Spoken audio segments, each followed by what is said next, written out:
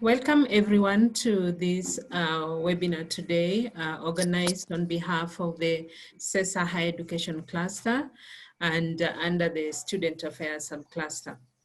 We take this opportunity to really appreciate you taking your time to sit in front of your gadgets and just to have an interaction with us.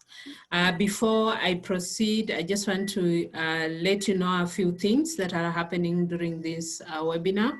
We have interpretation in English, French, and Portuguese. So feel free to choose the language you feel comfortable listening to. When you look down on the lower bar, you'll see the globe icon. Click on it and choose the language you feel comfortable. Hello, and please kindly mute your mics so that we don't have interruptions.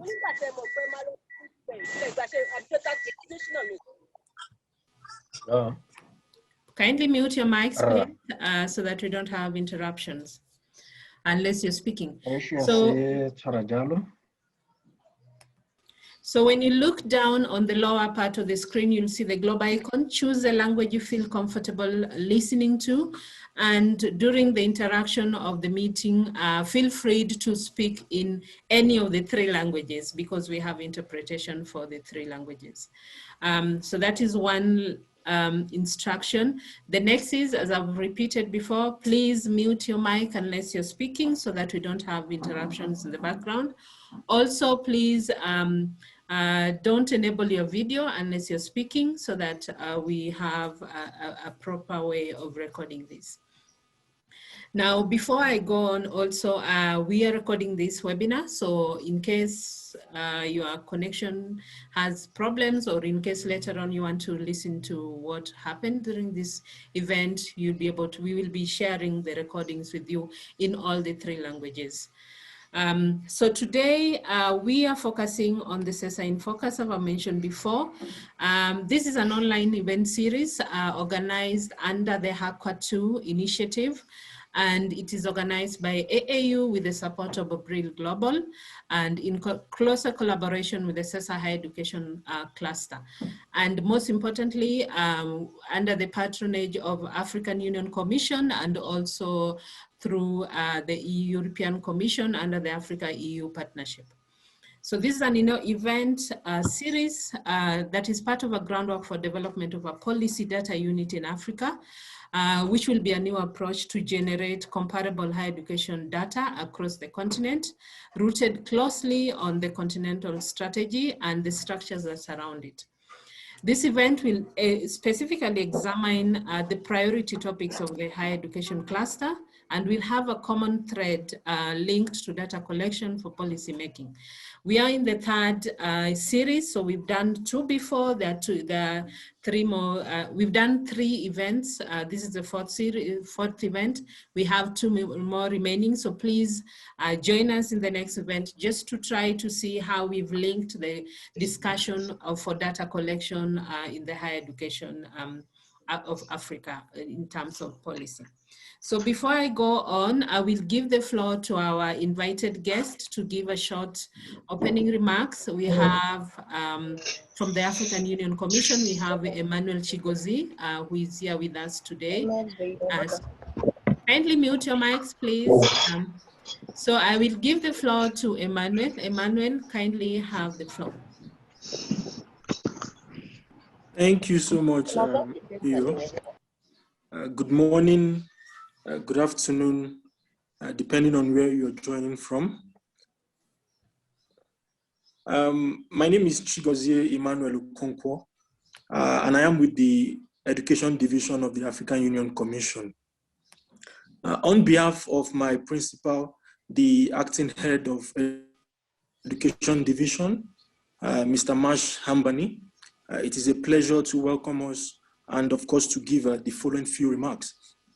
Like Apio has rightly mentioned, this is the fourth of the CESA Higher Education in Focus webinar series. Colleagues, let me first use this opportunity to wish us well on the occasion of the Africa Day, which was held yesterday. It is rather apt to remind us of the vision of the African Union, which is that of a peaceful, integrated, prosperous Africa driven by its own citizen, representing a dynamic force in the global arena. Africa's desire for shared prosperity and well-being, for unity and integration, for a continent free of free citizens and expanded horizons, where the full potential of all are realized, putting into consideration freedom from fear and, of course, want. This could only be achieved by ensuring that education plays its role as key agent for sustainable development. And at the AUC, we are sparing no effort in putting this message across. Education and training are at the heart of the Agenda 2063. It is beyond doubt that education and skills revolution that is called for by the Agenda 2063 cannot materialize except with a focus on strengthening personal as well as leadership development and work readiness in African institutions of higher learning. And I'm particularly excited that that is the theme of this meeting or this webinar today. Colleagues, a number of the CESA, the Continental Education Strategy for Africa strategic objectives are geared towards the theme of today's discussion. And to achieve these objectives, good quality information about what graduates do after obtaining their qualification or leaving education and training is essential. In order to both understand the cause of graduate employability problems in particular regions, economic sectors, or for graduates from particular higher education or vocational education disciplines, to identify solutions for those employability problems, the value of such information is already been highlighted, and in most of our frameworks, particularly with regards to the African standards and guidelines for quality assurance.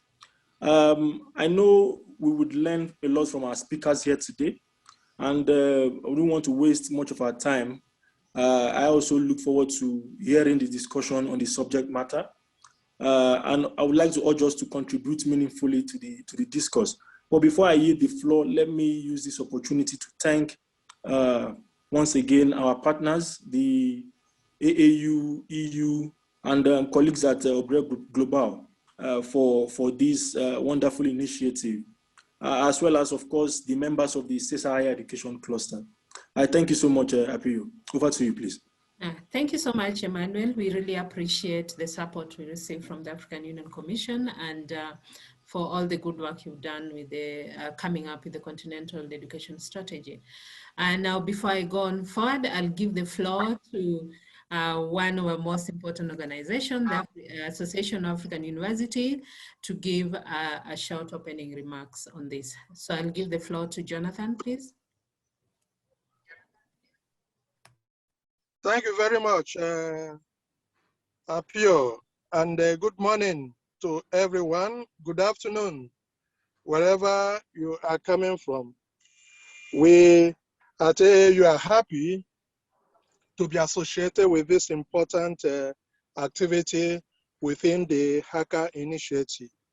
So, as mentioned by the previous speakers, the CESA Higher Education in Focus series is geared towards harnessing information that we feed into data policy nexus and how we can use data to inform policy in our discourse on African higher education. So AAU is happy to partner with all of you and also to work closely with the CESA higher education subclusters in achieving this important objective. It's important, ladies and gentlemen, that the theme for this particular webinar is on strengthening personal leadership, development, and work readiness of graduates in African universities. This, in my view, represents one of the important contributions towards addressing the challenges of graduate employability and graduate unemployment in Africa, which we are grappling with. So I feel that this webinar will help to throw more light on this challenge and the best ways to addressing this important cankerworm on our higher education space. This webinar is also unique in the sense that it concerns the key stakeholders in Africa, and that is the students. And so we are happy to have eminent personalities that will help us make sense of this important topic. Thank you very much for coming, and we wish everybody fruitful deliberation. Thank you. Over to you, Apio. Thank you so much, Professor Mba. And I'll just also echo that students are very critical in higher education, because actually they're the reason why we are employed. So it's very critical to always ensure that student affairs is taken into account and the student voice is heard. So today we are going to listen to the experts, practitioners under student affairs, and we will try to get that data policy nexus. Africa has to be driven by data to make policy, and I think that is how we can be very sustainable. Now, as we go on to the webinar, to the meeting today, we will enable everyone to be able to speak when you have some question to ask, or if you feel comfortable, you can also just put something on the chat. We will always be checking on the chat to make sure that all that you've directed to us is listened to. Now, we will go on to the meeting. I would like to introduce our facilitator today, Dr. Matete Madiba. And Dr. Matete Madiba is in charge of the Student Affairs Subcluster of the Continental Strategy Higher Education Cluster. Now, Dr. Matiba is a PhD holder, and she has many accolades. She's currently the appointed director, Student Affairs at the University of Pretoria, South Africa. And prior to this appointment, she was a deputy director in the Department of Education Innovation at the University of Pretoria. Previously, she served as the acting director, curriculum and development support at Tshwane University of Technology. And before that, before she joined Pretoria. Prior to that, she was also serving as a lecturer of mathematics, science, and technology at the Mathematics, Science, and Technology College of Education. She's been awarded several scholarships, which is also one of the things that we try to drive to get as many African students to have opportunities that may not be available. She's participated in a different project under the Africa-EU Partnership Agreement. And one of them was Tuning Africa project, where she was a specialist for a subject specialist. She also served as the management team of Tuning Africa project. She has served as sub-cluster coordinator from 2016 for the Continental Strategy for 2016 to 2025. And she is currently serving as a University of Pretoria institutional task team for curriculum transformation.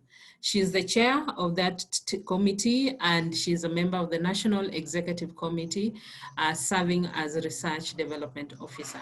So it's a mouthful, but she is an accomplished practitioner and for student affairs, and we'd like to give the floor to her to introduce our expert team and to be able to guide this meeting. So take the floor, Professor Madiba.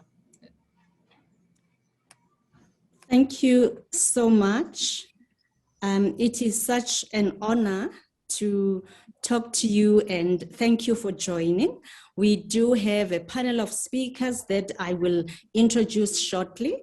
And as the introductions have gone, I shouldn't miss an opportunity to say, yes, Happy Africa Day, if not Happy Africa Month. We are talking about exploiting the other learning sides of educating our students, because I believe, and I argue elsewhere, that the quality of graduatedness, like all the other student success indicators, is as much a matter of the classroom as it is of organized student life outside the classroom. So we are going to be listening to the panelists argue and propose, and they will be proposing ways of doing exactly this, to make sure that what we do with our students, our graduates outside, or our graduates to be, what we do with them in the classroom is well complemented by what we do with them outside the classroom. And we take that so seriously. We collect data and we inform our policies in terms of how to make sure that there is quality in the offerings that we offer. I am going to be introducing our first panelist. I am very conscious that our time is ticking and ticking very quickly. Our first speaker is Professor Vish Saka. He is an associate professor at WITS, or University of the Witwatersrand, in Johannesburg, in Pretoria.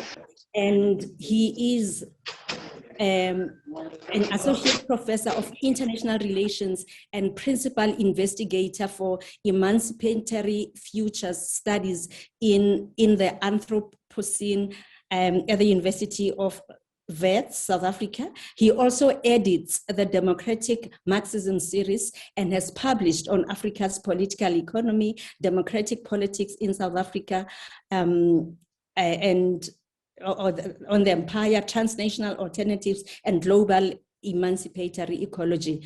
Prof is a veteran activist and democratic eco-socialist. More recently, he founded the South African Food Sovereignty Campaign and Climate Justice Charter. For me, his work is a case study of how we have to take our graduates along in paying attention to SDGs, but also to the Agenda 2063. So let's listen to him. Over to you, Prof. Vish. Thank you, Matete, and it's an honor to be on the CESA platform and together with all your other partners. I'm just going to share my screen. Okay. Well, I'll make a few remarks about the Knowledge Project and the imperatives facing us in the text around the climate crisis and the climate challenge, and what this means for young people, graduates, etc. So I framed my input around preparing graduates for a world in climate crisis. Now, the Knowledge essentially really has to take on board big problem called climate change and climate crisis. And here we have complex systems. We have to be thinking on a planetary scale and the interconnections in this problem that we are trying to solve. So what happens in different parts of the world, whether it's in the Amazon or with the extraction of fossil fuels in the United States, or if that's happening on our own continent, all of these things are interconnected. The revenge of nature is very real. We're seeing it with the COVID-19 pandemic, and that is also impacting on our Knowledge Project. And for us to think in inter and transdisciplinary ways. Earth science is becoming more and more important for the world we are going into. New ecological approaches to the humanities and social sciences are also very, very important. In other words, the generation that's coming through our university is increasingly having to grapple with a problem that is about nature. We have to valorize indigenous and local knowledge and bring that into the university as part of decolonizing the Knowledge Project. We need a different kind of pedagogical praxis, an emancipatory praxis, where our universities must be leaders in society and even within their life world around solving these problems, particularly systemic change that we need right now, to decarbonize our universities, to demonstrate what systemic alternatives are, as well as to show what capabilities are required for the world we are going into. And this relates to climate justice. Now, behind me is a photograph of a mural painted by students at my university. And I very deliberately have it as my crown because it says climate justice is social justice. And that's the crux of what climate justice politics is all about. Now, we know that there are many, many tipping points. These are the canaries in the mine, the alarm bells, if you like, about where we are with global heating. As the Amazon gets destroyed, for example, that takes us into a very, very dangerous world. And we are all keeping our eyes on these tipping points as we're trying to advance climate justice. What's very striking is that the world has been through important cycles of resistance. And in this most recent cycle of resistance, third cycle, a whole new generation of young people growing up on our planet have made their mark around the climate problem. And they want this problem to be taken seriously. COVID-19 has also opened up a whole new space for further resistance and for change, which young people want. The pandemic has been a moment for deep reflection. And so alternatives have come to the fore around transforming our society so we can handle interconnected problems, ecological disasters, resource peaks, food crises, etc., that are really complicating our societies. And young people are alive to these challenges. But COVID-19 has forced a reckoning with who we are as a species, but also the continued reproduction of carbon capitalism as a threat to all of us. And there is a new urgency in discourse. There's a new zeitgeist, and this is being amplified by movements led by young people on our planet. We see debates about vaccine apartheid versus vaccine commoning, and those that stand for vaccine apartheid and hoarding vaccines are losing. Because more and more humanity is saying this is a common global problem and we need to solve it together. And there's a greater tide for a waiver of intellectual property in the WTO, technical know-how, and so on. And this is the zeitgeist I'm talking about, a common global problem that we need to solve as a common humanity. There's also a global transition going on, and it's very, very important for us to take note of this. The Biden administration is breaking new ground around the seriousness with the climate problem. Europe has more ambitious decarbonization targets than both the US and China. The International Energy Agency just reported that all oil and gas and coal must be kept in the ground. This is unprecedented. There's talk about a rapporteur on human rights and climate now within the global architecture for human rights. The COP summit this year, the chairperson of the summit is talking about phasing out coal. First time in the history of multilateral COP negotiations, you have the talk of phasing out of fossil fuel. This wasn't there. You have Green New Deals, net zero targets, etc. And all of this is related to the challenge of climate justice. Now here, I'm just going to flag 4 very important challenges for us in African context, which are coming out of struggles waged by young people. The first is climate justice for Africa. And as I said, Africa has been hit hard by vaccine apartheid and is being hit hard by climate injustice. Global per capita emissions on our world is 4.8 tons. Of course, the US is way higher than this. But sub-Saharan Africa's emissions are at 0.8 tons. South Africa, 8.16. And South Africa is a carbon criminal state. So as we struggle for climate justice, and this is what many young people are saying in these struggles, we need a climate justice shift in South Africa and amongst African states that are locked into carbon extraction and exporting fossil fuels. We also need to address the climate debt that the global north owes Africa. And here we are not talking about false solutions. The young people of our time, they want genuine systemic transformative alternatives. And we need financing for Africa's deep just transition plans. And in that context, we must also keep in mind that as shocks register, over 200 million Africans will be displaced by worsening climate change. So South Africa, this is just to show you the carbon criminal state. And I'm not going to spend a lot of time on that, except to say that it's very coal heavy and it's moving a bit more towards gas, and it's locked into this trajectory up until 2030, which is unacceptable, particularly to young people in our society and engaged in climate justice struggles. South Africa is out of step with where the world is moving right now.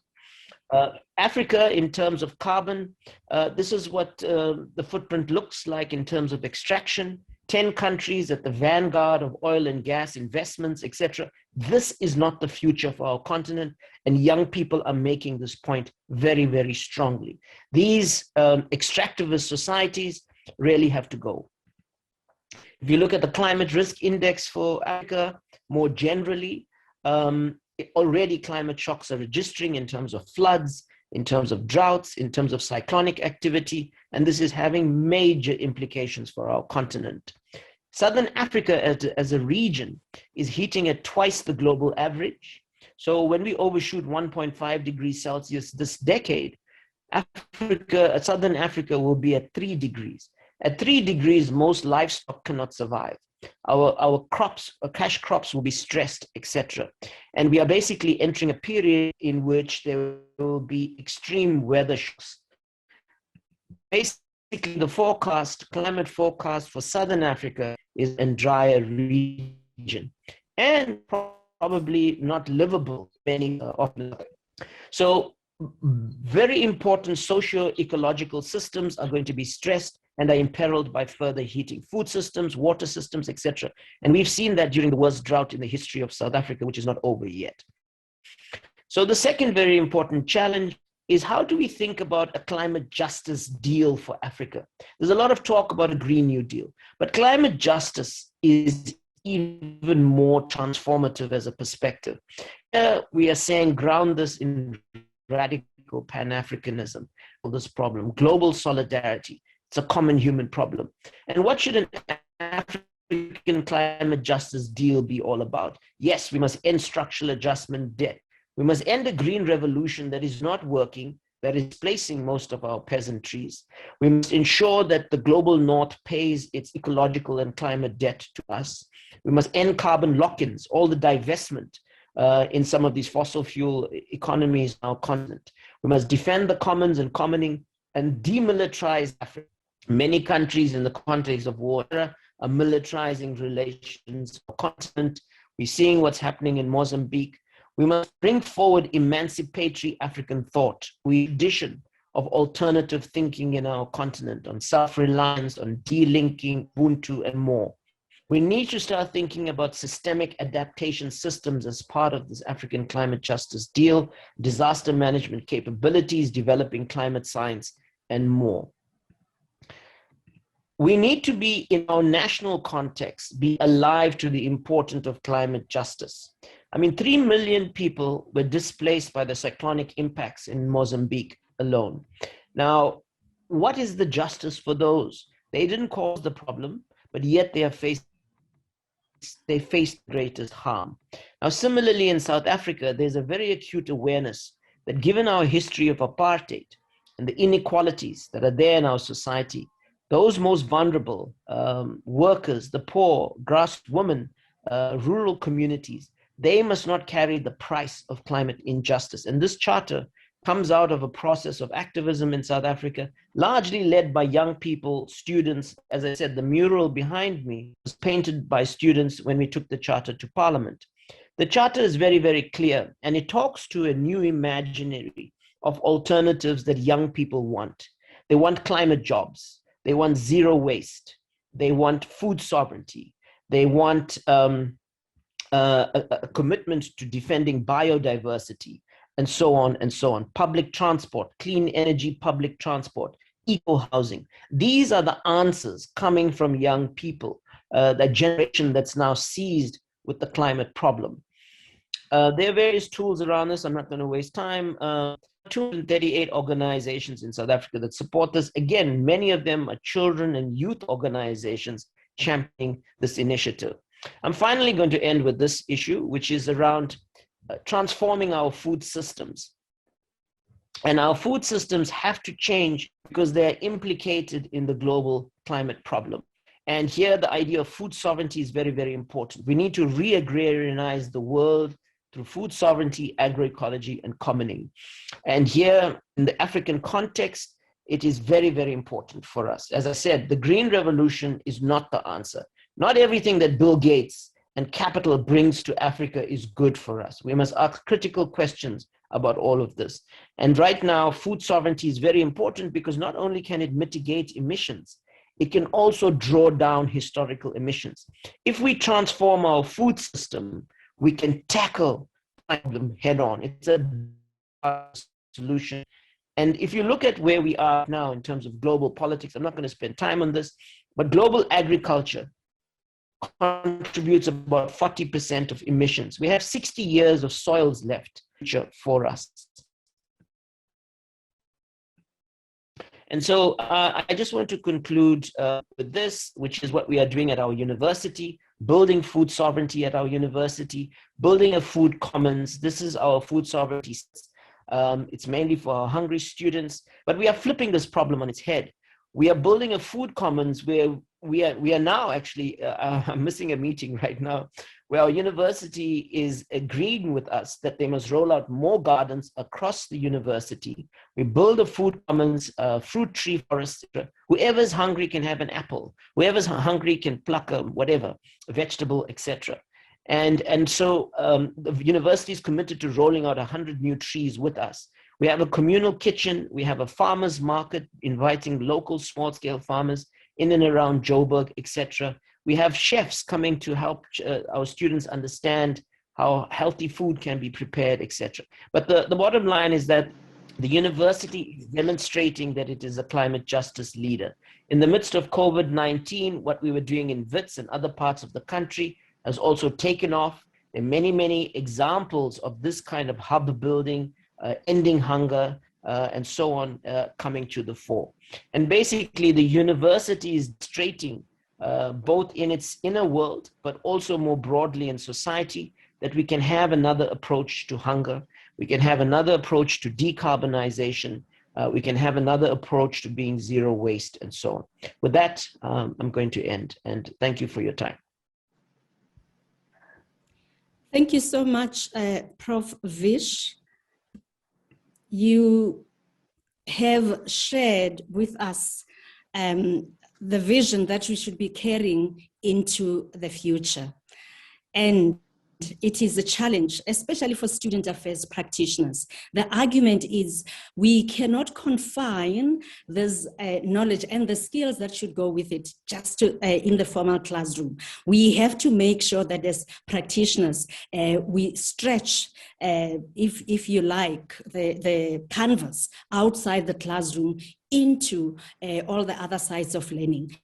And as we do that, we should be able to get organized and organize this as proper curriculum, core curriculum that goes along with the formal curriculum, but we must be able to do many other things. And that's why today we are talking about where do we need to collect data and what type of policies do we need to put in place to make sure that these type of knowledge is what we make sure that our students graduate with out of our universities, that by the time they go into the workplace, they go with the right mindsets. And our lives depend on this, but not just our lives, the lives of the generations to come. And that's why we really need to build this into our curriculum. And I want to emphasize it, not just the formal curriculum, but also the curriculum outside the classroom that is associated with organized student life. And here is the content that we should be engaging with. Thank you so much, Prof. Vish. We are going to move on. Prof. Vish, if you can stop sharing so that we have our next presenter who will be able to share. And I just want to remind the participants that what we are doing is to work through 5 questions. And these are the 5 questions that we are working through. How far are student affairs practitioners in African universities using other sides of learning, that is besides the formal classroom, to develop African graduates and to prepare them for critical and engaged citizenship? And I think Prof. Vish has demonstrated how in their university they are doing this. And the argument is it should be also the vision of student affairs practitioners to make sure that that gets written and included in the curriculum that we offer outside the classroom. The second question that we're working through is how to take advantage of the latest technological advances to design, implement, and recognize learning and development outside the classroom. So we will be addressing that. We are also exploring selected case studies, and the VETS one is one of those case studies. We also want to concentrate on what data needs to be collected for a better understanding of the state of leadership and personal development of students in African universities, and the data should be able to inform all the policies that we put in place at a continental level. So I would now like to invite our second panel presenter, and I just want to stop sharing. Our second presenter is Dr. Michael Boacha Yedom, and he is, I just want to get to his bio. He is the Director General and the Senior Research Fellow at the Institute for Educational Planning and Administration, a UNESCO Category 2 Center of Excellence at the University of the Cape Coast. He earned his PhD in Higher Education and Student Affairs. He received his Master's in Educational Administration, and he also participated or served as Dean of Students at the Huais College in Madisonville, Tennessee, USA. Dr. Michael, over to you.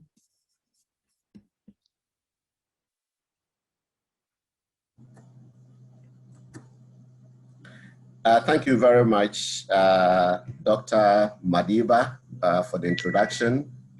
I'm trying to share my slides, and I believe you can see the slides now. Yes, we can see the slide. All right, and is it legible enough? Yes. All right, great. So thank you very much for this opportunity. It's exciting. It's very exciting for us to be here this morning, this afternoon, depending on your location.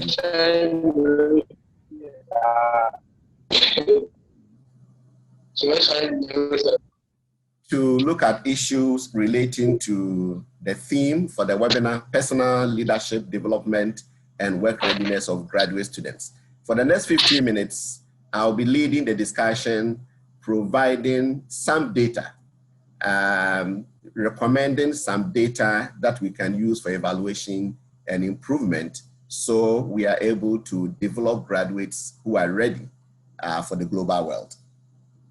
So my presentation basically will look at brief introduction, and then we will look at work readiness of graduates in African universities, some data perspectives, and then student affairs curriculum, and then we will end there. So let me ask some of these reflection questions. How does university life prepare students for life after school? Our students go through the curriculum from first year to final year, they graduate.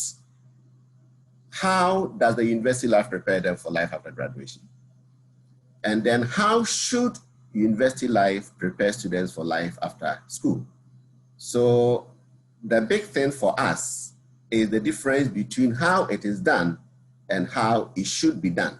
And there seems to be a gap. And it is for this gap that we are making this call for student affairs practitioners to fill the gap and use co-curricular activities, programs, and initiatives to make it complete. And then in this discussion, context matters. What works in Ghana may not necessarily work in Nigeria or South Africa or Senegal.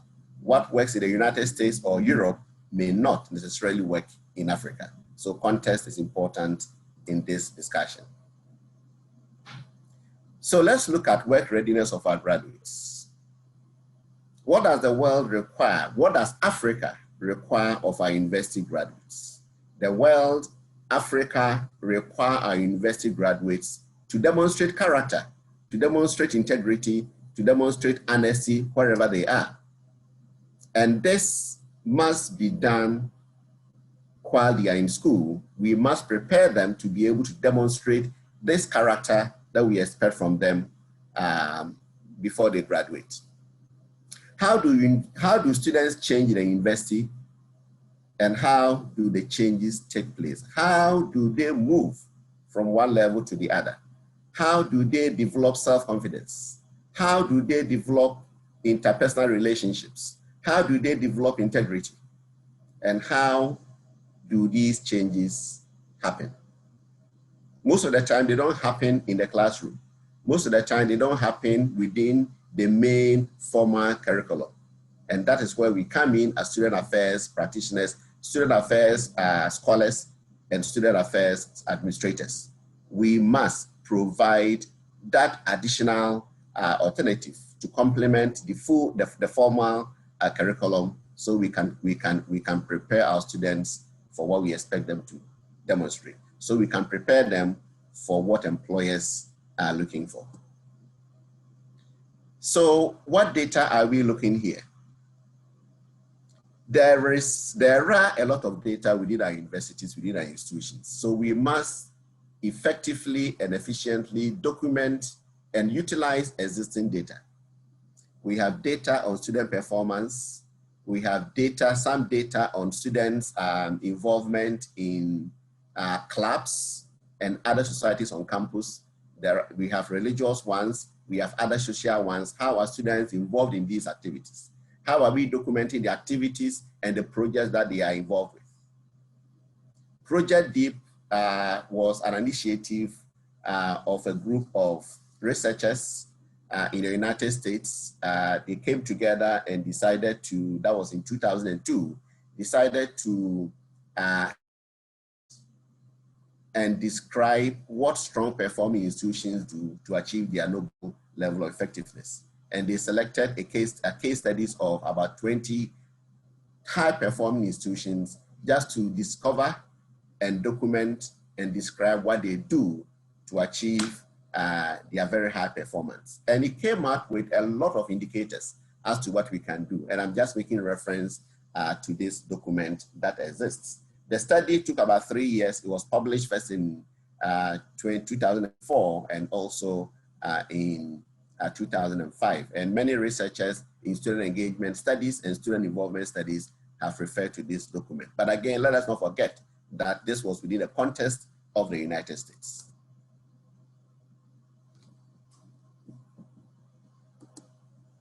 So some surveys and some data that we can begin to think about and reflect on as student affairs practitioners.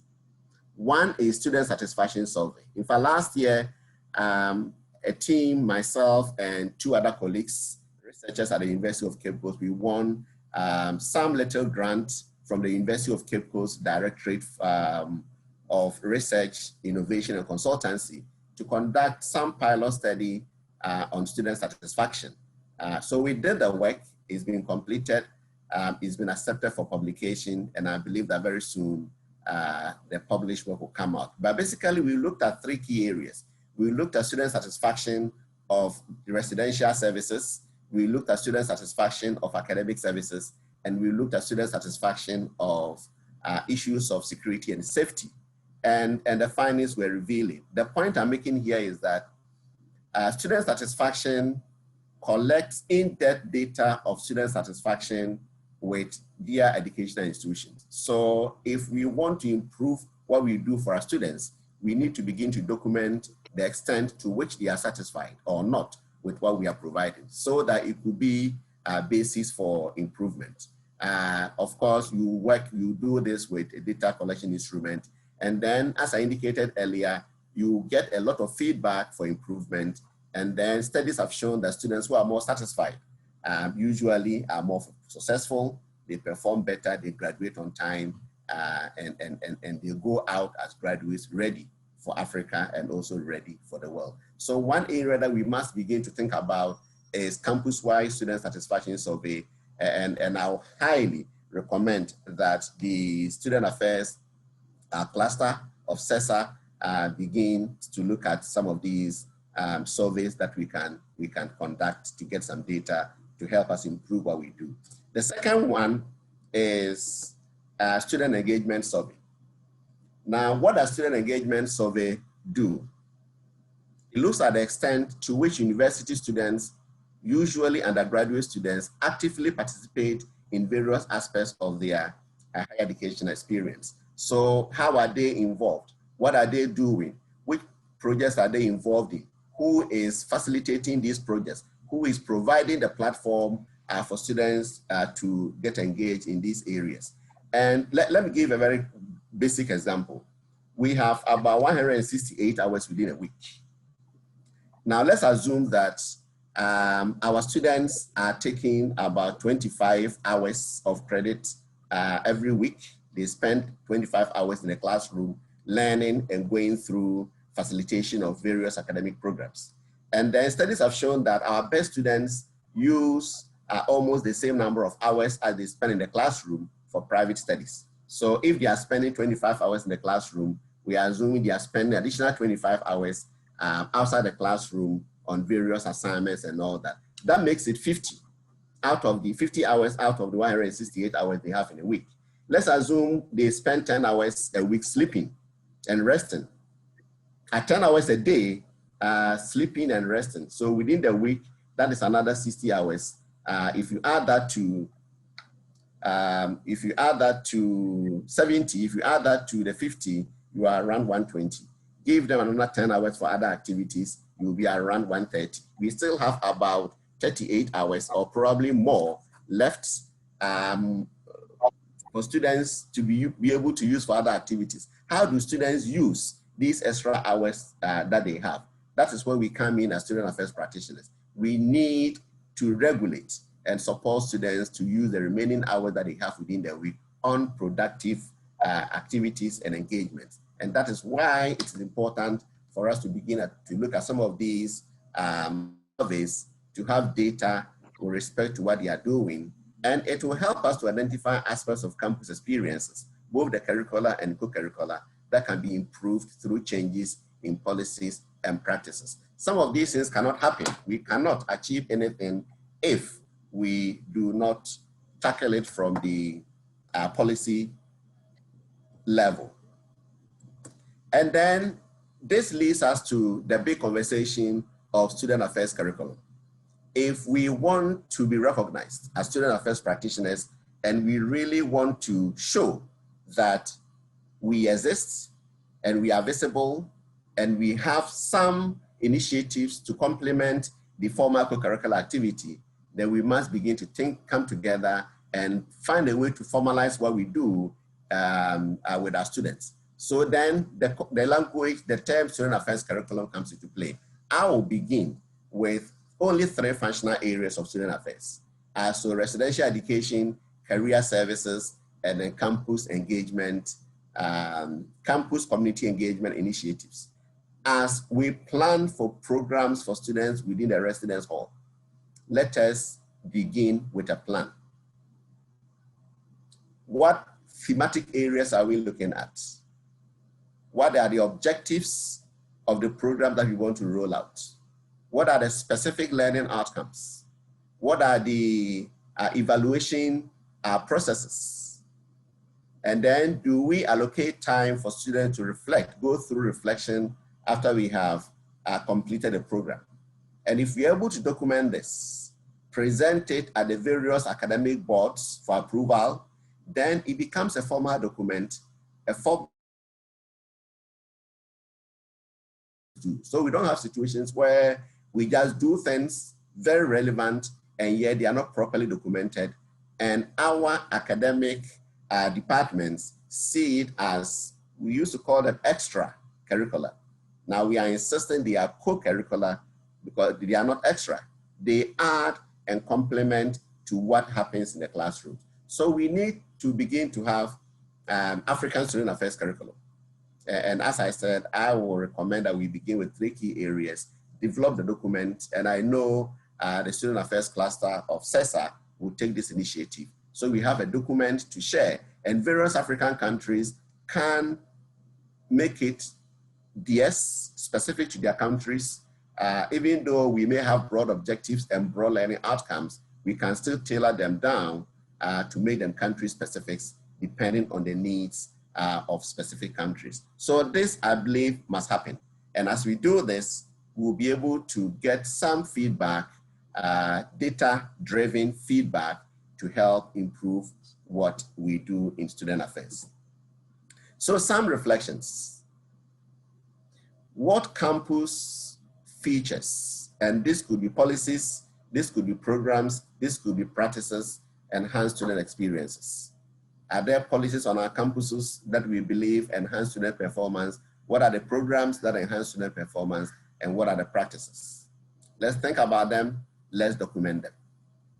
What do strong performing universities do to promote student success? If you believe your university is one of the best on the continent, how are you doing it? We want to hear your story so that some of them can be replicated contextually in other African countries. And what are the higher education administration approaches at these highly effective institutions? So what is your approach? One approach, if we want to strongly go with the student affairs curriculum, will be to push for and model student affairs, academic affairs collaboration model, where there is strong relationship between student affairs and academic affairs, where information within the academic affairs space is shared with the student affairs space, and vice versa, so that when a student is demonstrating some unusual behavior in the residence hall, his academic staff, academic advisor, some professors of his or hers may be able to have access to this information, so we can begin to tackle such students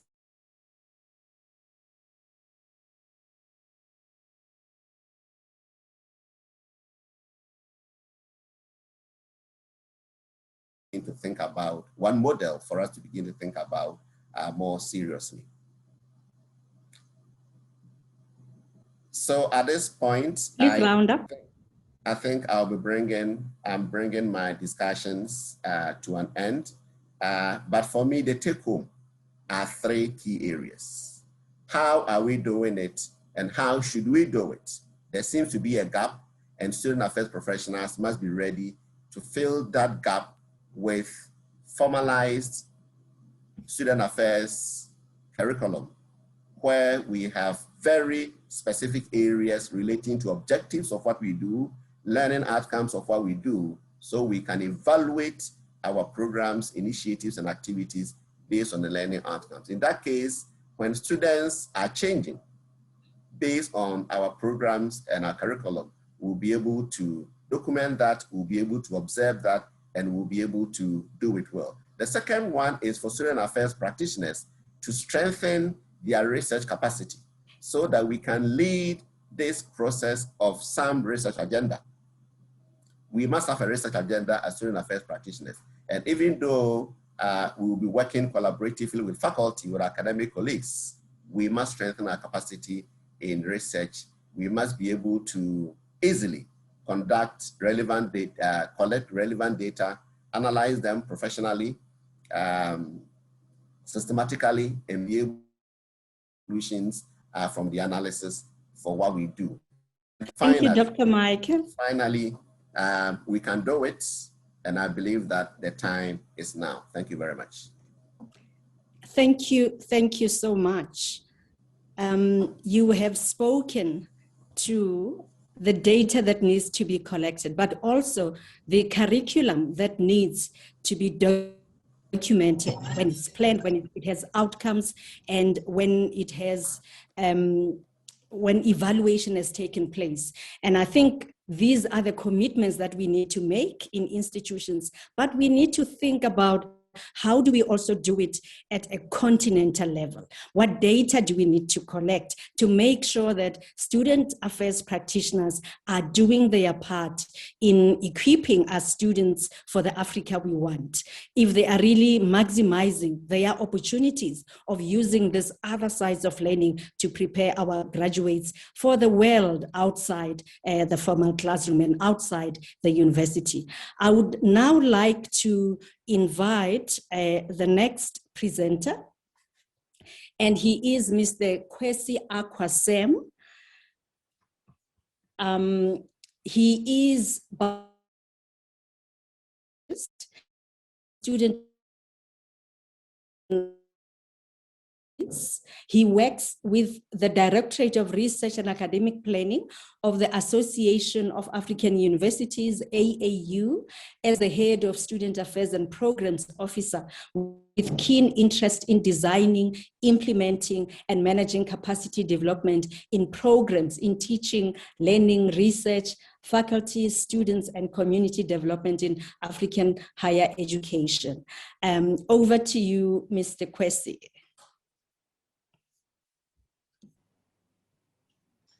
Thank you very much, Dr. Madiba, and let me also congratulate our earlier speakers.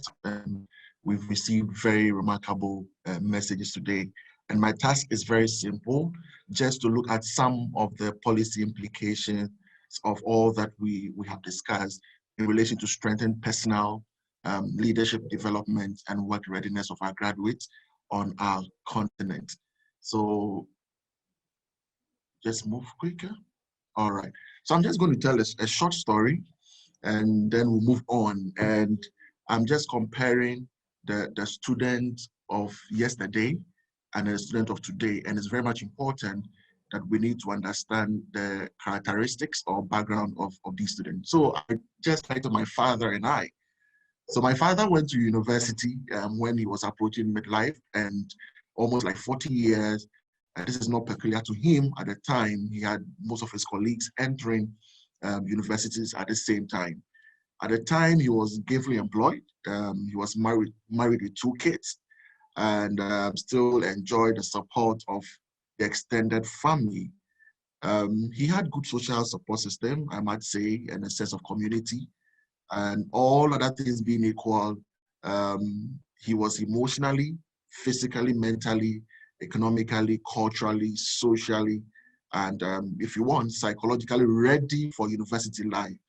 Because after school, he had worked and gained experience. And he had also already formed an identity for himself and had a sense of direction as an undergraduate student then. And the average student in school at that time, he tells us, was around 35 and had very few colleagues who were just under the age of 30. And as we go on, I just want you to reflect, those of us on the call, do we resonate with my father's experience as a student some years ago? Now, a few decades after, and this is me, I entered the university right after high school. Perhaps I celebrated my 18th birthday on campus. Interestingly, I had also friends and colleagues who celebrated their 16th and 17th birthdays on campus. And interestingly, today, we have students celebrating 13th and 14th birthdays on campuses. Sometimes we hear such stories and we are fascinated, but it is happening in our universities. And so most of my colleagues, just like myself and others, who were just beginning to live an independent life. No mom around, no dad around, no rising bell to wake us up early in the morning to coordinate how we should do everything just as it used to happen in high school. These are the students in our universities currently. So unlike my father, I was in the process of discovering my self-identity, discovering who I was. By then, we're trying to figure out life emotionally, physically, mentally, and what have you. And most of us were just dependent on our families financially. But most important, Boachiadum 2021 put the characteristics of the students in our universities very good. And when you go to our schools now, the age range of university students now is within 18-23. And these are students who are easily compromised and are less experienced in life and need constant guidance and monitoring. And the word that I want all of us to take note of is constant guidance and monitoring. They are working computers or digital natives. So everything they do is on social media. They are taking selfies in class, whatever food their social media platform, Instagram, Twitter, TikTok, Snapchat, everything is there. And one key thing you'll find about them is that they are resourceful and have more access to information. Again, due to diversity and modeling of different cultures, some of these students are exposed to some antisocial behaviors. So we have these students struggling with issues of violence, occultism, substance abuse, sexual harassment, and also education we can't run away from universities today. Now, massification of higher education has also led to a high representation of students with varying needs. So on our campuses today, we have students from foster homes, students who are differently able. We have students from first generation families. It is the first time anyone from either the mother's side or the father's side is entering the university. So they have peculiar needs. We have international students. We have students who are parents, students who support themselves financially, and those who feel marginalized. They don't feel belong in institutions. How do we plan both the formal and non-formal curriculum to ensure that we address all these issues while the students on campus, to ensure that they become responsible citizens? And that is our responsibility as student affairs practitioners. But most critically, you will agree with me, and if you disagree, you can just put in a chat board for us to know that students are spending more time in educational institutions these days than with their families.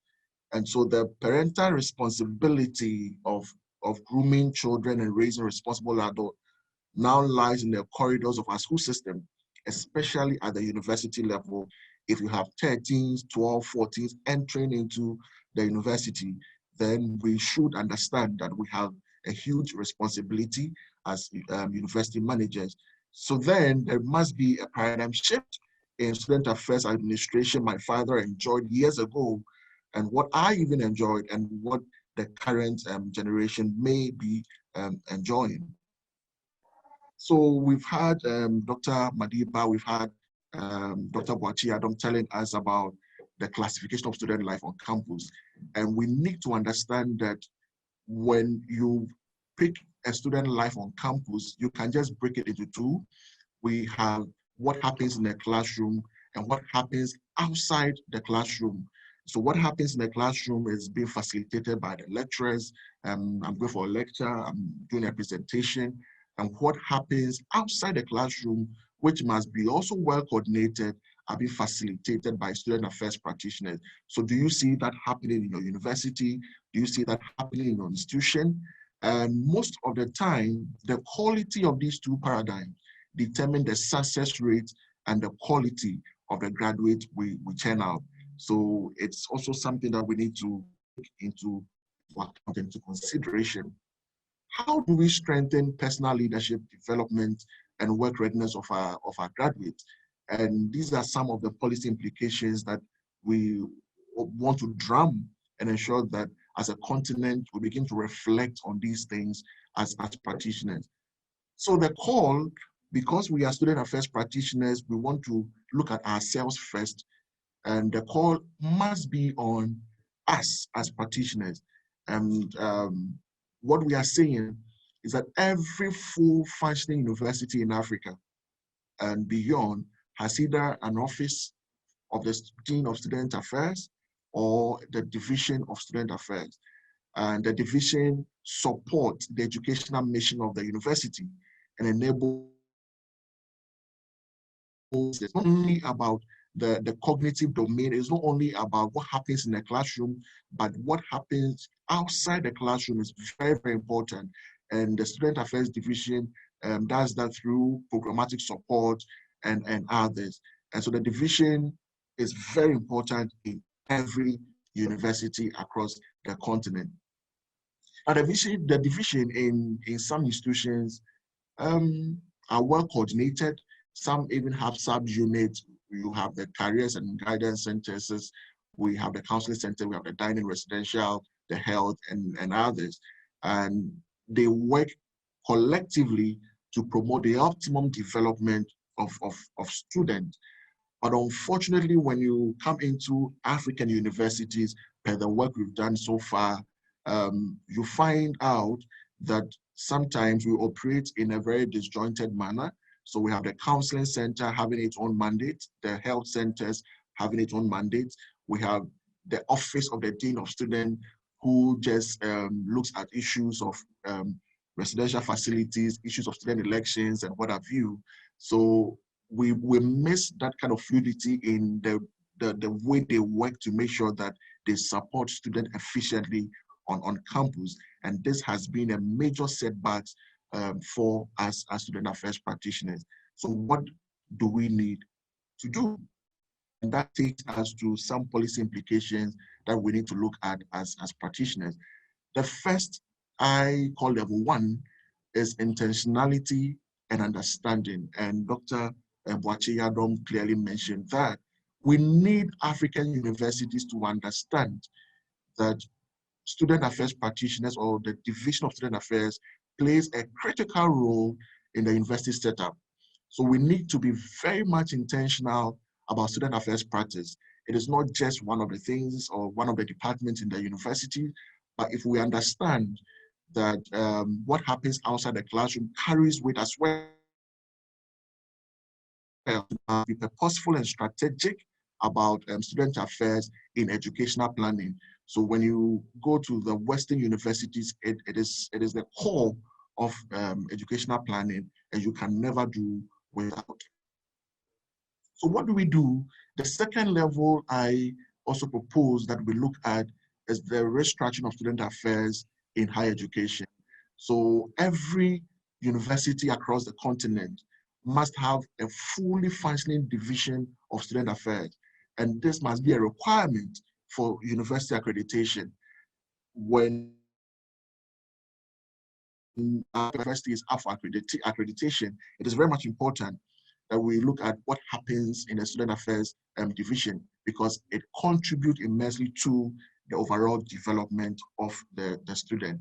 And there must also be a clear pathway, and there must be outcomes of what happens well stated in the university statute. And one thing we also need to do is to move away from the office of the Dean of Students to the division or directorate of student affairs with qualified personnel. So the current situation across most of our universities on the continent, you will find that we only have the office of the student affairs, and that is the dean together with some 2 or 3 staff who are kind of supervising or managing the affairs of students on campus. And we have the counseling center being managed by someone department, and they do not enjoy that synergy. And so we need to really move from working in isolation and make sure that we bring everything to a proper arm, just as we find in most of the advanced institutions. Critically, we also have to ensure, and just as our earlier speakers have really mentioned, we need to have a structured curriculum and support services. This has been said, and the only thing I want to add here is that in terms of the structured curriculum, we need to ensure that it begins from year 1 throughout the student life on campus.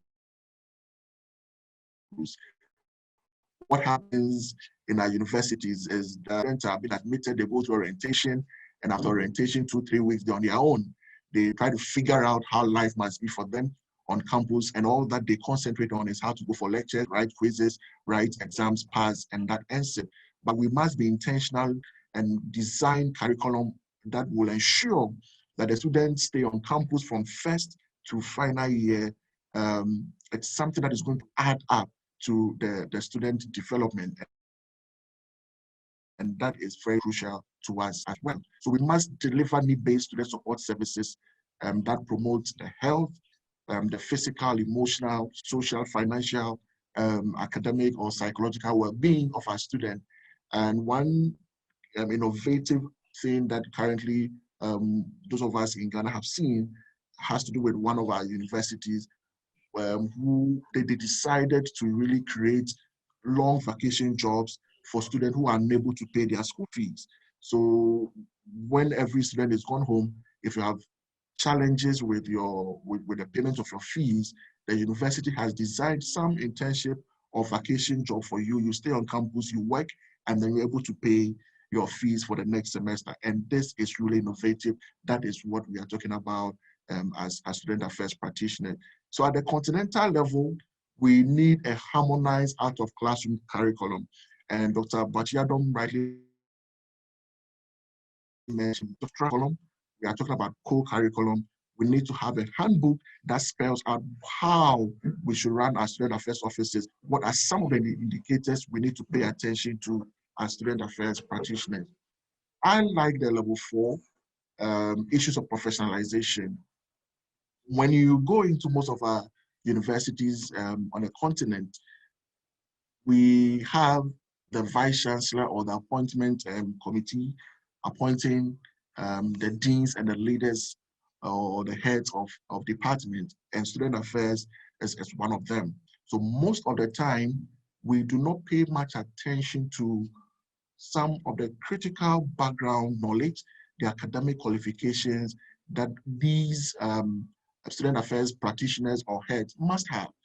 It is important that if a dean of student affairs has a background and understands student characteristics, understand what goes on into coming up with innovative programming, he understands what goes on into supporting students on campus, you will find out that throughout his tenure, you see a lot of student development what's going on, and you see a lot of change in that. But when we have it in the opposite way, that becomes a huge problem. So what we are proposing is that in our universities, we must try our best possible to pay attention to issues of background. Academic qualification is very important. Now on the continent and beyond, there are several academic programs in student affairs, and so we need to be intentional in our promotion and also our appointment process. Lastly, we need at the continental level some kind of harmonization and also some standards and guidelines for student affairs practice.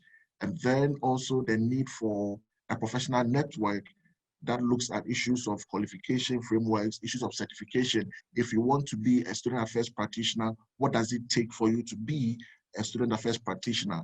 We need a network, and that was what has been started by the AAU in partnership with the CESA Student Affairs Cluster, making sure that we are able to engage ourselves at the continental level. Dr. Bachiado mentioned research, and I don't want to add anything to that. It's very important. We need to build a capacity. We need to ensure that we are coming up with cross-cutting research that really builds on what we do as student affairs practitioners.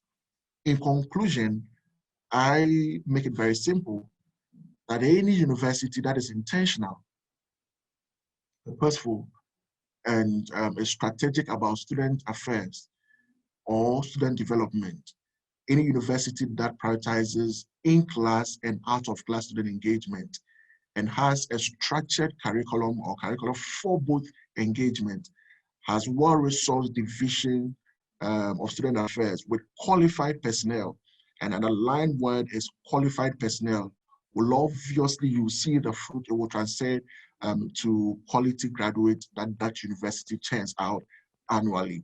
So if we want to look at how to develop our students beyond academic work, then we must pay attention to student affairs on the continent. So begin to look at your university setup. How is student affairs being run? How is your educational setup like? And if some of these things are missing, we are proposing that we need to go back and look at some of these things. A good conversation is the one that never ends. This is just a 15-minute presentation. We can't say it all, but I would say that it's never too late to start it right, and it begins from now. Thank you very much. Thank you so much, Mr. Kwesi, for your presentation and for emphasizing and taking it up from all the other two speakers, that time outside the classroom is valuable for our students and graduates' further development. It shouldn't just be seen as leisure time. Of course, they do need leisure time, but when it is organized, it becomes more meaningful. And that we definitely need to partner with our experts in the universities, our researchers, for the kind of content that we need to pull out of the formal classroom and make sure that it further enhances the readiness of our students for life after university, in building this Africa that we want. And I consider what Prof. Vish has shared with us such an excellent way of partnering with experts and researchers, and then bringing that outside the classroom into very practical projects that are run. But as you do that, and with student affairs practitioners, we really need to get more organized. We need to put to record whatever we do with students, and it shouldn't just end up with a recording. We should be able to evaluate, and our students should be able to walk out of our universities with proof that they have learned, and they have learned as we have prepared them. I see a hand from Prof. Mba. Yes, here's the opportunity. Prof. Mba. Thank you very much, Dr. Madeba. I would like to, through you, to thank our excellent presenters. I think I'm a better student now. Professor Vish, Professor Michael, and Professor Sam, they have all educated me very well. I'm happy listening to their very interesting and insightful presentations. I just want one clarification from Professor Michael, and then one from my colleague, Mr. Kwesi. I was expecting Professor Michael to let us know some practical examples of the engagement, campus engagement that students, undergraduate students, should be subjected to, because he tried to do some number crunching relating to how many hours the students have left, apart from the one they use for their sleeping and studying. So I don't know whether he can give us some practical examples of what these undergraduate students should be engaged in on campus for the 3-4 years that they will be there, to occupy them and make them better people when they come out to serve the society where we live in. And then finally, for Mr. Kwesi, yeah, I listened to his excellent presentation, and it seems to me that the panacea to all students' problems is having Students Affairs Division that is effective and efficient on campus, that will address issues related to students. I like to find out whether that is true, that if we do what he's saying, whether we will arrive at the promised land, as it were. Because I take the example of Europe and North America. We copy them a lot for various reasons and try to adapt what we find from those countries to have various contexts. But they have all these things that we are saying, but can we say that the student life is optimal in those places? Can we say that their moral life, their emotional life is something that we in Africa should copy? I was thinking, in my personal opinion and my various experiences working with people all over the world, that Africa has an enviable tradition and culture that we must safeguard, whether we are young or old, which money cannot buy. And I was expecting us to try to see what we can do to continue to nurture and increase those traditional cultural values that are good for us, to help us to become better citizens of Africa and better people placed to serve society. So I don't know what your reaction is on this. Thank you very much. Thank you, Prof. Mba. We are going to have a Q&A session, and I would like to go into the next part of the program, and we are going to invite Cairo Park to do a demonstration.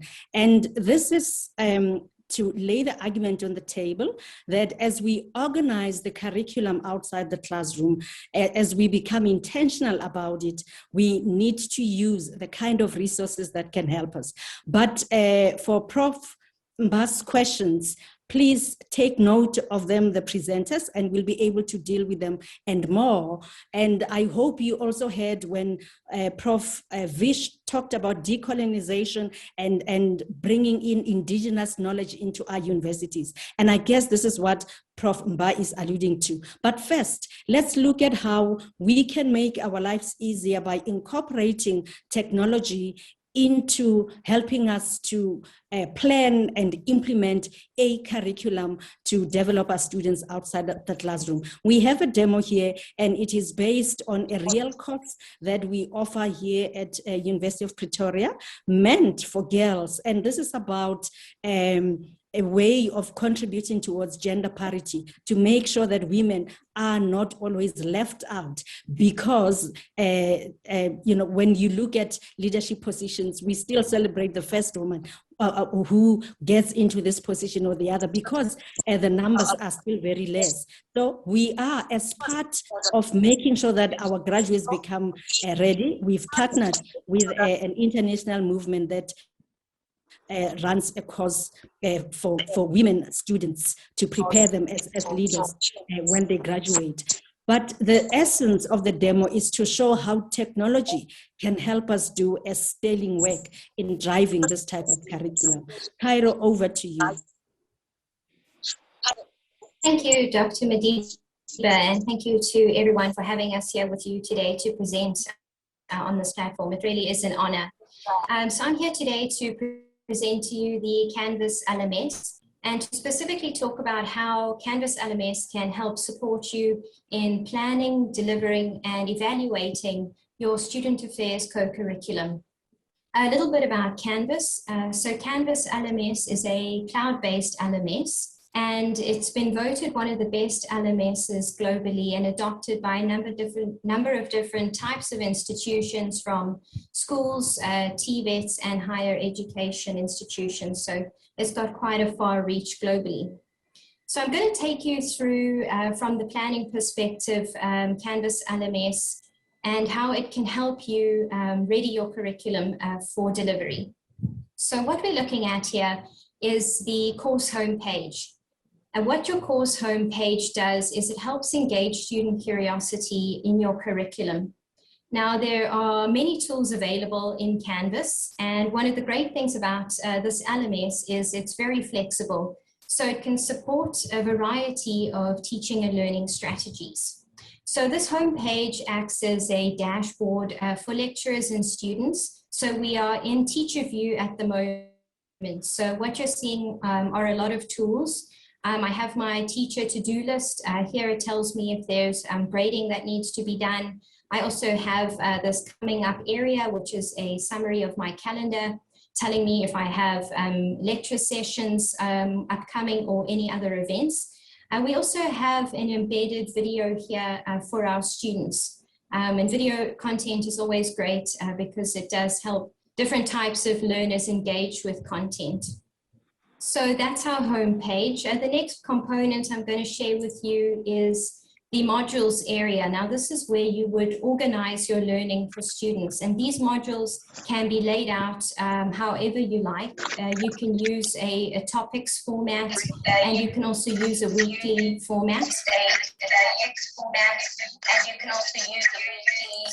So each of these modules can be opened and closed, just so that it makes the navigation a little bit easier.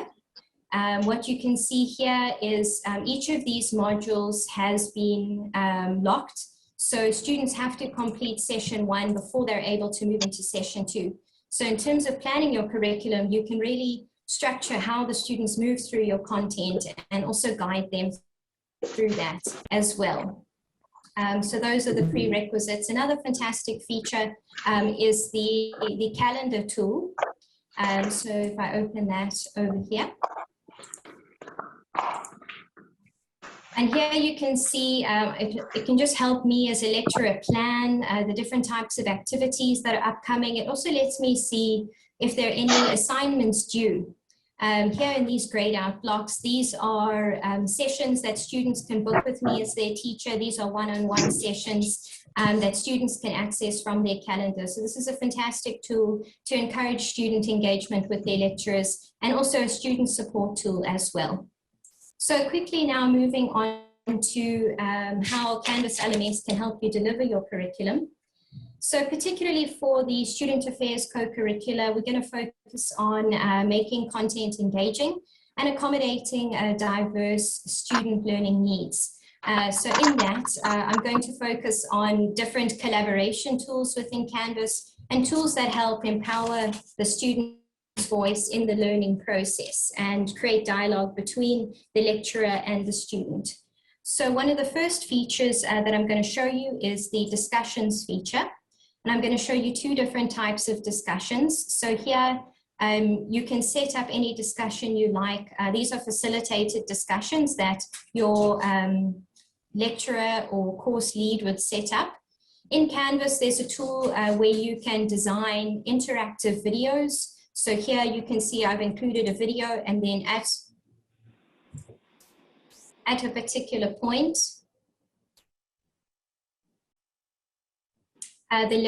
the video will stop, and you can include a quiz in the video, or you can include a reflective comment or thought to inspire your students to think. And what's exciting about this is it removes video from being a very passive learning tool into something more active.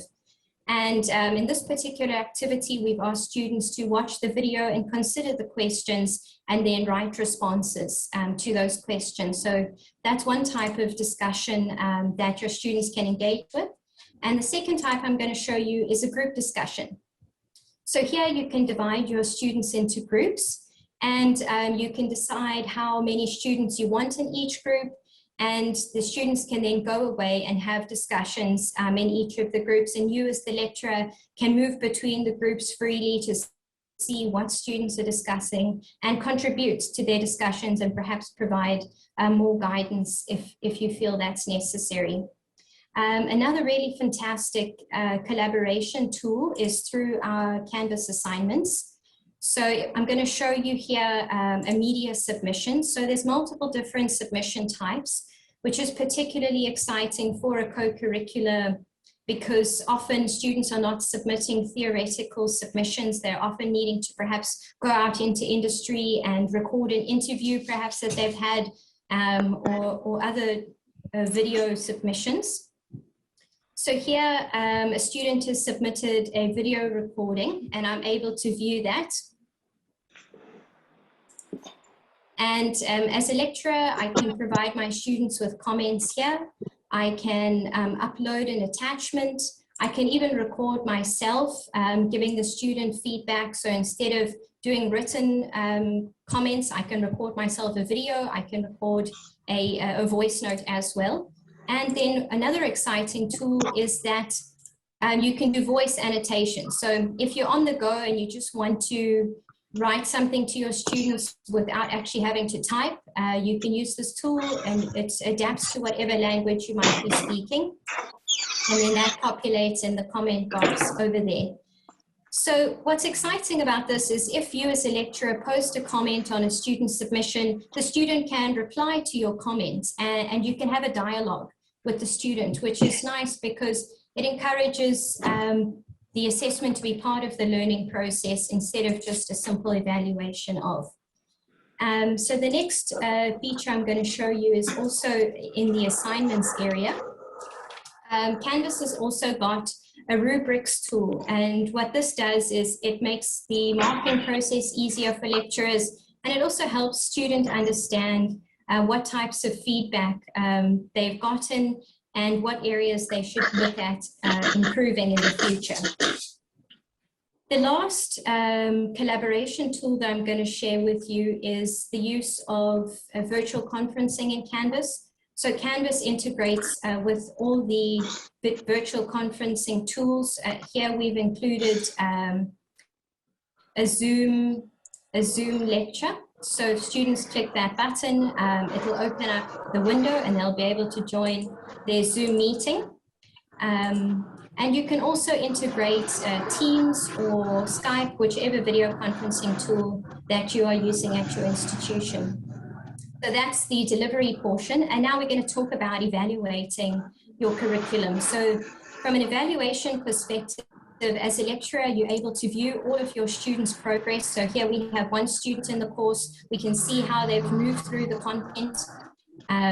We are also able to view, I know data has been a big discussion in today's seminar. There's a number of analytics tools in Canvas. You can view students by grades. You can view student engagement. When there's more students on the course, you can view students by their participations and page views, and you can also extract a number of reports. What's fantastic about this feature is that it also allows you to message students who, which helps with your student support agenda. So you can message students who have achieved a particular grade or who have not been participating as you would have expected. And then lastly, you're also able to add a survey onto your course in the wrap-up region or wherever you like, where students can evaluate your curriculum and also contribute their voice to where they'd like to see the curriculum going. I'm going to flip across to student view now, just so you can see what that looks like. So this is your student's homepage. You'll see there's a number of, there's fewer tools available. This menu is fully customizable. For a student's perspective, they can immediately see what's upcoming in their course and what they need to do. And one of the fantastic features of Canvas is that it has a badging tool. So when a student has completed the course with you, they are awarded a badge, and that badge they can share on any of their social media platforms just to spread the word about their achievement. And what Canvas also offers is a feature called Folio.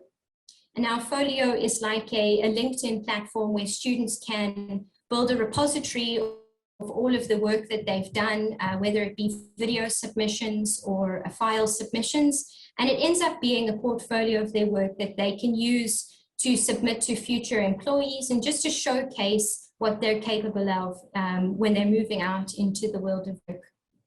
Yeah, so that is a summary of what Canvas can do. I mean, there are a lot more features available, but for the purposes of this session, I've just provided you with a summarized view. I hope that you've enjoyed it. Thank you so much, Kyra, for the presentation. And it demonstrates how technology can take off the load of administering, the delivery of a course. But maybe one more thing that needs to be emphasized is for student affairs practitioners, we are not going to have enough lecturers to give that much one-to-one attention as it was demonstrated. But we already have solutions and strategies. And the big one is peer support. So if you have your peers, those who went into the course earlier, they can come in and help you to drive the course. So instead of saying to university management, I need more and more practitioners to match the classroom lecturers, which will never happen. You have students, your senior students, or students who've already gone through the course, students that you can train, and they can then join you in driving curriculum. And with technology, it becomes easier. But you're also putting everything to record, and you then have evidence. I also like the badging feature, where students can carry with them evidence of the skills that they have learned, and they can use the evidence to profile themselves across various platforms. But also when they go into the world of work, they have more to produce in terms of those skills. We call them soft skills, and we call them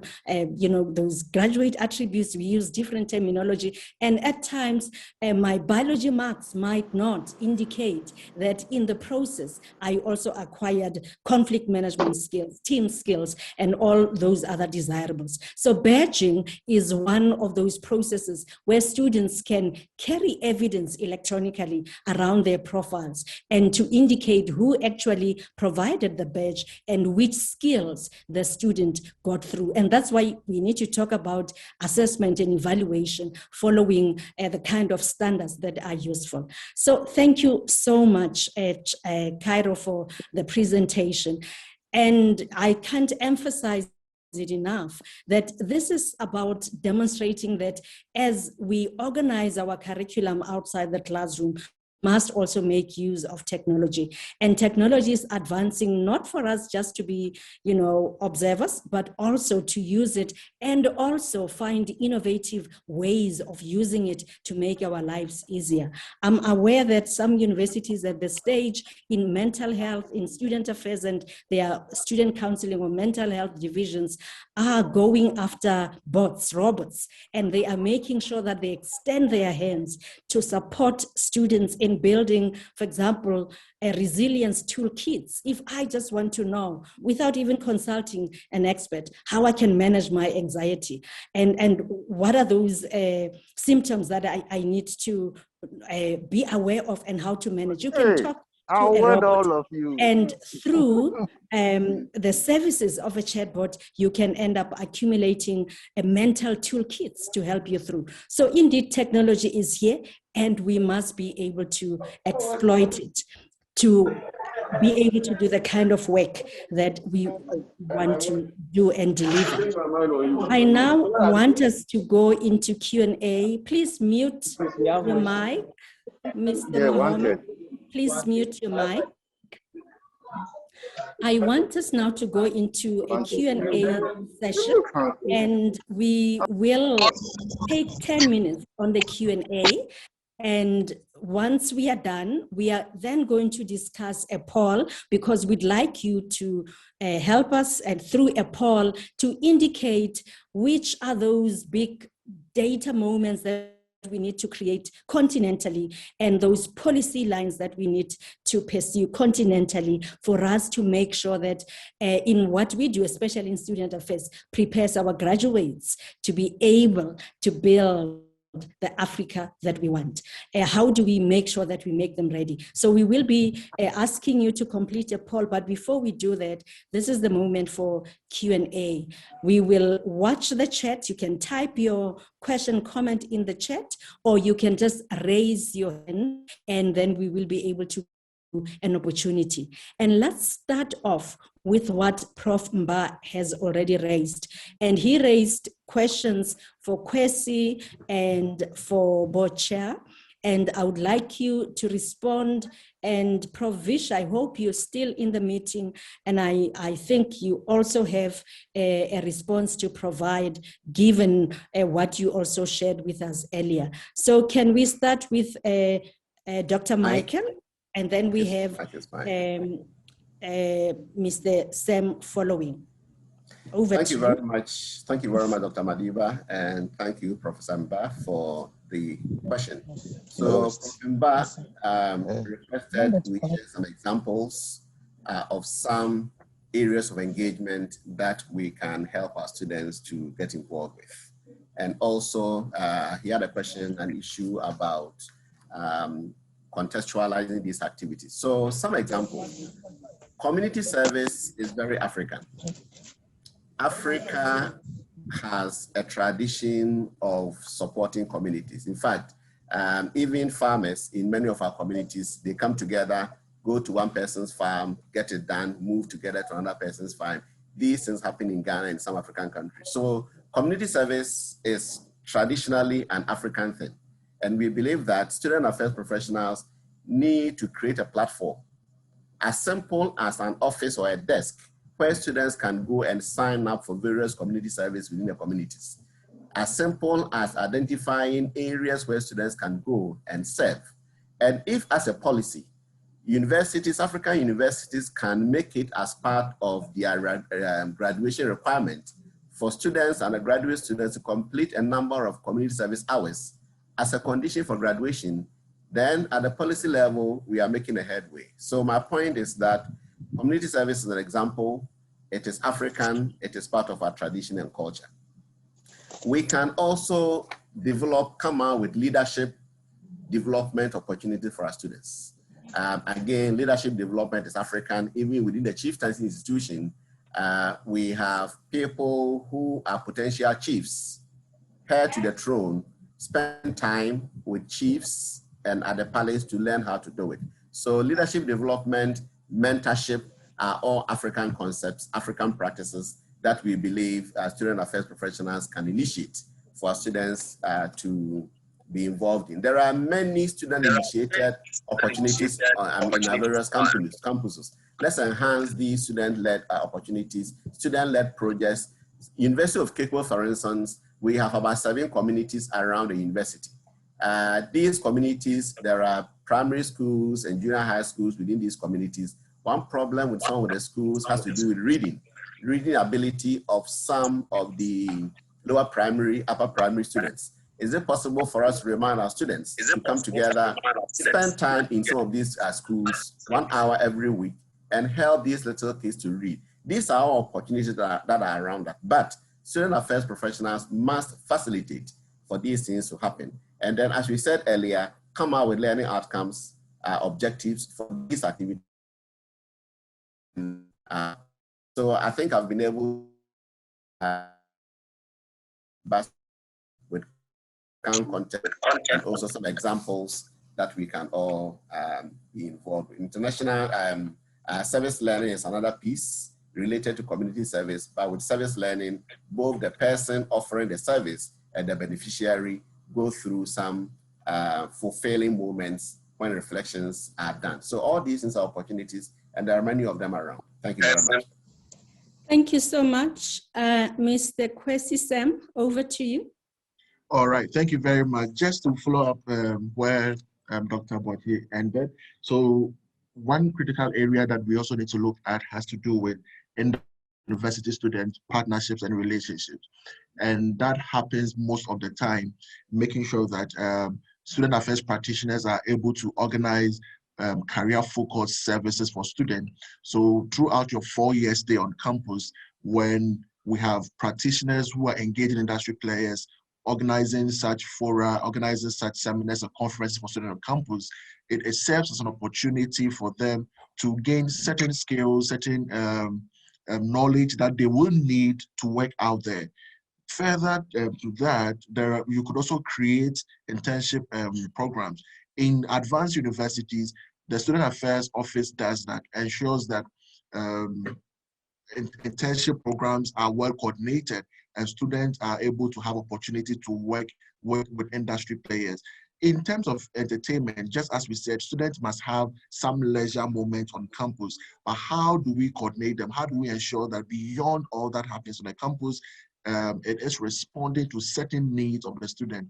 Let us not forget that every student has his or her own goal, but all that we are saying is that when we plan the educational institution in such a way that whatever the student does really respond to an indicator, then we will have students graduating from our institutions as fully fledged graduates who have skills to function socially, emotionally, psychologically, and what have you. There are guidance and counseling services which are very, very important. Students go through a lot of emotional and other psychological and even health issues on campus. But when these things are properly coordinated and well done, a critical example is a student who was having issues with a terminal ailment.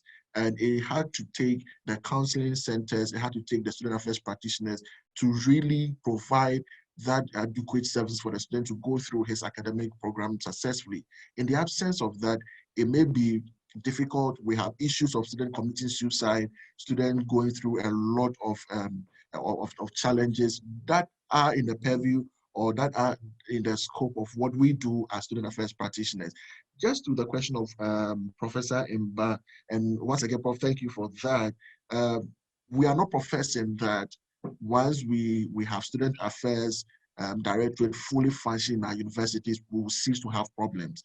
But you will understand that the university works in a cyclical way. So we all work together. If the academic affairs knows what it's supposed to do and working efficiently, the student affairs knows what it's supposed to do and is working efficiently, the security is working efficiently. When we all put our resources together, when we all know our mandate and what it takes to really affect the life of our students positively and ensure that at the end of the day, they graduate as with the qualities that we expect, then we will know that we are moving somewhere. We are focusing on student affairs because we feel there is a huge gap that we can fill in. There's a role, a critical role that we need to play as practitioners. And when we're able to play that role very well, we believe that may contribute to the overall and the optimum development of our students. So I think that we all have to put our hands on deck. We need to look at the whole setup of our universities. How do we ensure that everyone is working effectively and efficiently? And I believe that together we can achieve the Africa we want. Thank you. Thank you, Prof. Vish. Your turn. Yeah, just quickly, and just to add, in terms of the WITS Food Sovereignty Initiative, which is a partnership also with Student Affairs, we are now at a point where we are sitting around the table with the landscape master planners, the green strategy experts at our university, and so on, and taking what was a pilot to a university scale intervention. So I just wanted to share that one point. The other point about this is that the Food Sovereignty Initiative has been a community partnership initiative. And in that regard, the university now is talking about scaling this up to be a volunteer program for all students across the university. When you get your final, I don't know what you call your record from the university with your marks, you'll also be acknowledged as a volunteer in the program around food sovereignty. And finally, we are working again with academics and others to develop a climate justice education program, a culture program, all of that coming together in this trust. Thank you. Thank you so much to the three panelists for responding to the concerns that Prof. Mba has raised and for providing very practical examples of how this is being done, not only ideal, some can be done, but in terms of what is being done as we speak.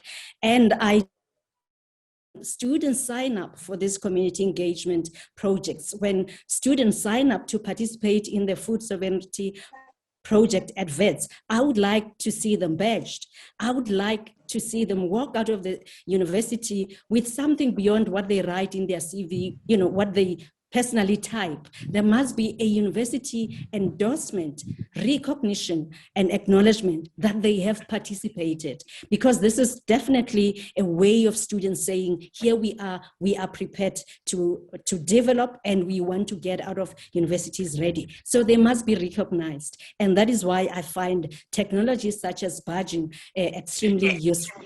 I just also want to mention that, Prof. Mba, you'll remember that with the tuning project, which is a project to look at the comparability of degrees across the continent, when we started, we talked about generic attributes. And the question to the participants and experts in the room was, if you were to dream and put together a set of generic attributes that an African graduate is supposed to acquire, what would those be? And we had very interesting arguments, but one of them was, let's put in Ubuntu.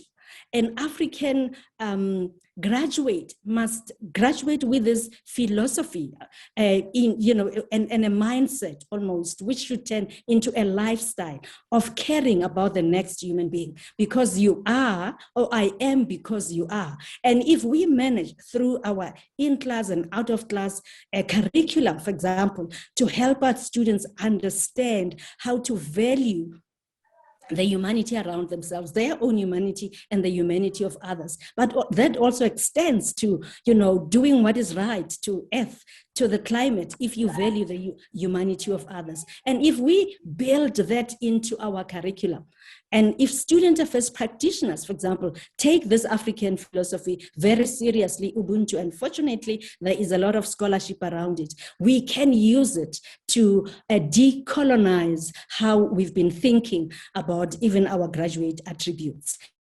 I don't see any hand, and I'm actually happy about it, because at this stage, I want to move over and share with you a poll that we have organized. And what we want to ask of you after all these deliberations, would like you to choose 5 priorities that you think out of this meeting with CESA and with the higher education cluster, which responds to CESA, we should be able to concentrate on. We have 10 priorities, and we are saying these are some of the actions. You might also in the chat want to say, but on your list of 10, I see an omission and I see a gap. And if you put that, we will definitely build it into the report that will be writing. But what I want to ask you now, in the next 2 to 5 minutes, launch the poll.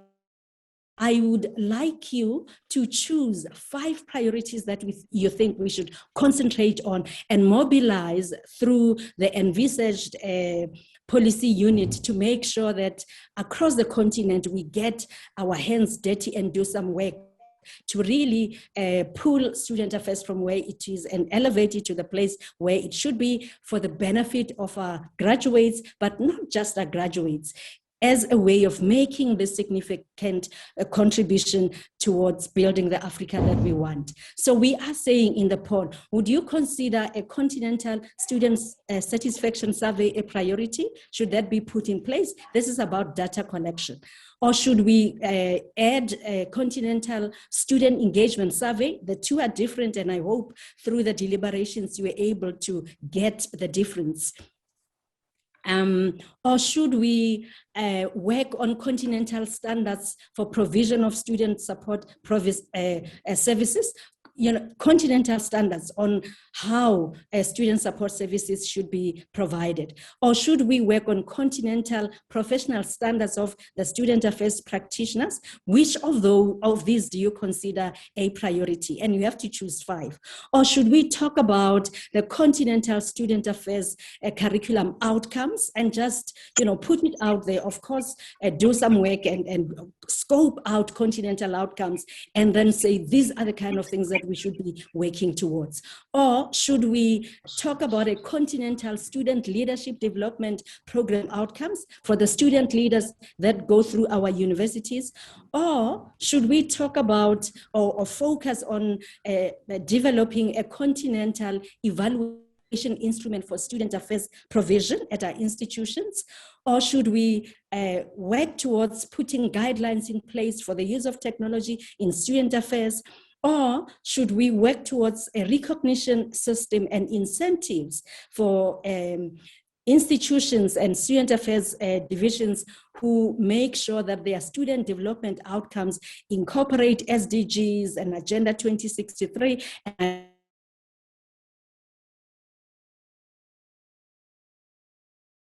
how that can be built in. And I just want to throw it again, the food sovereignty project at VETS is a good example of what we're talking about here. Or should we work towards working on a research agenda for student affairs at a continental level? So here are the 10 items, and we are asking which of these, at least 5 of them, do you consider as priorities that we can report back into the CESA higher education cluster and say, let's do work at a continental level to make sure that we have our priorities right.